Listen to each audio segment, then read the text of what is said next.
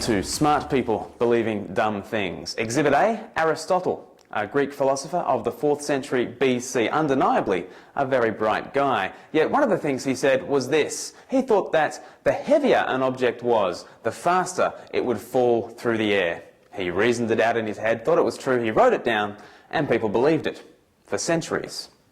Well, here at JCTV we thought we'd put that to the test. So we're off to the tower to do a bit of science ourselves. Here I've got two differently weighted objects. One water bottle full to the brim, the other water bottle has only about a fifth as much water in. Aristotle would say this must fall faster. Well, let's have a look.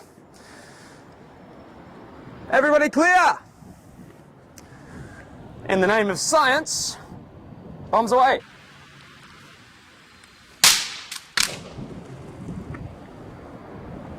Oh no. Aristotle was wrong. Now, Aristotle made this claim about falling objects in the 4th century BC. Do you know how long it took for someone to actually perform the experiment that we just performed up there? Well, it was almost 2 millennia before Italian scientist Galileo Galilei climbed to the top of the Tower of Pisa in 1589. With a whole gathering of professors at the foot of the tower, Galileo from the top dropped 2 weights, a 10-pound and a 1-pound weight simultaneously. And lo and behold, they both fell at exactly the same rate. What's so interesting about this episode in the history of science is that the professors who were gathered at the foot of the tower refused to take this evidence seriously. Well, Galileo persevered. He kept on challenging the old belief systems. And when he invented the world's best telescope, he had access to a whole realm of new information that was just blowing apart people's cherished worldviews.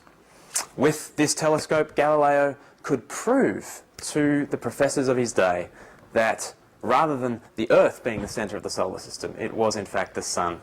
If they would just look down the telescope, they could see this incontrovertible truth.